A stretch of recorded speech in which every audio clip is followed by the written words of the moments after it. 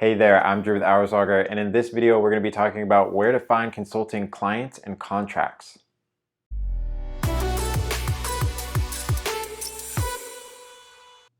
Let's start with ideal versus non-ideal clients. Now this is very important.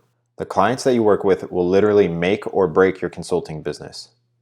If you consistently take bad projects with not enough money, you won't be motivated to continue working on your business and will struggle to make ends meet. You want to work with people that you enjoy working with and have the money to pay you. So let's look at the differences between ideal and non-ideal clients. First, ideal. They have enough money to pay you, they respect your time, and you have a sense of trust in your relationship. Now, non-ideal. They scrutinize your hours or invoices. It feels like they want as much of your time for as little as possible, and it feels like they're looking over your shoulder. A lot of this can be based on your gut feelings from your first couple interactions with the client. How much work do they ask you to do for free in the beginning? Do they know their budget or how much they're willing to spend? Do they have good communication on phone calls and email? These are the types of questions you want to be asking yourself during your first interactions with a potential client. To go looking for the right client, you need a clear understanding of your ideal client. You absolutely have to answer these questions. What problem do they have? What solution do you provide? Where do your clients hang out, in person and online? And what will you say to them when you meet them? To write down your answer to these questions, I provided a worksheet for you to fill out. You should be able to easily identify ideal clients with a few questions around the project and budget. So just to run through a quick example, I do software development. What problem do they have? Businesses I talk to want to build or maintain apps using Ruby on Rails, React, or other web technologies, but don't have the resources to get it done. What solution do you provide? I provide extra hands and experience to help get these projects done on time and under budget. Where do your clients hang out, in person and online? Lots of the clients I talk to find a project are usually CTO or involved in the development process. Therefore, lots of them hang out at technology meetups and online groups. Lots of tech jobs are also on job boards too, so that's a way to find contact information. And what do I say to them when I meet them? The first time I talk to them, I don't necessarily try to sell them on my development skills. I introduce myself and try to have a good interaction. I ask questions about what they do and try to learn more about their business.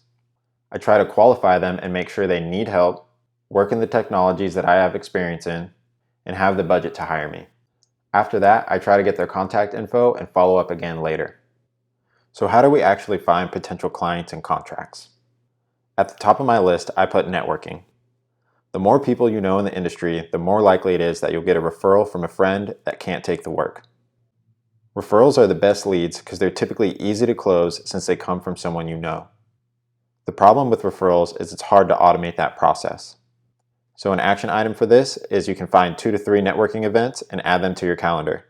Check meetup.com or search your city and your industry events. Number 2 on my list is automated online postings. There are multiple online job boards that you can use to set notifications based on certain filters. There's Google Jobs, LinkedIn, Indeed, and other platforms. I really like using Google Jobs. If you search for jobs in Google, you'll see a section labeled Jobs that pulls up relevant listings based on your search criteria. From here, you can set up filters so you get emails as new jobs become available. So for example, I set up a filter for Ruby on Rails contracts and React.js contracts and get emails every couple of days of new results that fit that criteria. These types of leads are usually harder to close, but it's a good way to get some potential contracts coming through your pipeline. The idea is that you want to get in contact with somebody first and then try to sell them on your skills and price. So the action item for this is to set up job alerts on 3 different sites. Third on the list that can work, depending on your industry, is you can work with the recruiter. In software, recruiters are always looking for talented developers. So getting in contact with a good recruiter can help you find projects where companies are already looking. It can be hard to negotiate the price you want using this method because the recruiter is essentially a middleman. But it's a good way that qualifies clients before you speak with anyone. Normally, companies that work with recruiters have the budget to pay your industry rate.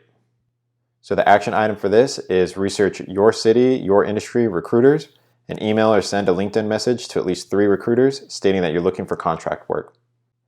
Next on the list is finding and emailing decision makers. Through networking and online research, you can get people's emails. You can send these contacts a well-written email that includes your services and contact info. Here's an example of what I would send a potential client. The action item for this is to make a spreadsheet or document that lists all the contacts that you found through your networking and online sites. Reach out to them one by one and see if there's any way that you can help. Teaching and public speaking is another good way to land clients. This is more of a long-term play and falls into the networking category, but is definitely helpful and helps you frame yourself as an expert in your industry. The action item for this is to find an event that is likely to have potential clients or referrals to potential clients. Then reach out to an organizer and ask if you can speak on an interesting topic. Another good option is to utilize LinkedIn. Make sure that your profile is up to date and you get recommendations from your colleagues. Then look for companies that commonly hire your skill set and try to connect with somebody at that company to get a conversation going. The action item for this is verify that your LinkedIn is up to date. Then find 5 to 10 potential businesses that you could work for and reach out to someone. If you don't have any connections to people at these companies, you can check out LinkedIn Premium. So another interesting idea that I've heard is creating a well-written post on Craigslist. Most posts on Craigslist aren't well done. So if you have a detailed, well-written post for your services, it's easy to stand out. Again, this can be dependent on your industry depending on who's looking for the services that you're providing. The action item for this is to make a detailed Craigslist post. My last piece of advice for finding clients is creating content that they're already looking for. The reason clients come to you is because they get stuck and don't know how to move forward. If you can create content that targets specific questions on where they're getting stuck, clients can find you before you even need to reach out. This is one of the best ways to get consistent leads coming in. However, it's also one of the hardest to set up and do correctly. The action item for this is to identify a topic that people consistently ask you for help on. Explain the topic in a blog post, infographic, or video. Post the content to your website or social platforms and use it to generate traffic or collect emails. You can find more ideas on finding clients and contracts at these links. Now, when you're searching for work, there are a few different options that you'll see. You've got contract C2C, and C2C stands for corp to corp. It means that the contract is between two businesses working with each other. This is the option that you want as an independent contractor.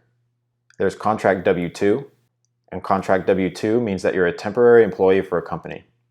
Under a W-2 contract, you can receive employment benefits, but they aren't usually as good as the benefits for regular employees. And full-time. This is obviously full-time employment. You want to be clear with decision makers and recruiters that you're looking for C2C contract work. All clients go through a process that starts with learning who you are and trusting and paying you. I've seen this simplified as know, like, trust, and client. The idea is these are the steps that you take someone through until they decide to work with you. Know is the first step. They have to meet you and figure out who you are. This can happen through an ad, referral, or just general networking. Like means that you had a good interaction with them. So when you met them, things went well and they generally felt good about you. Trust means when you're interacting with them, you're always prepared and maybe even impress them. In consulting, your success depends on your ability to create trust and sell yourself. Once somebody trusts you, then you want to negotiate price and get a contract signed. Whether you realize it or not, this is generally how humans work with each other.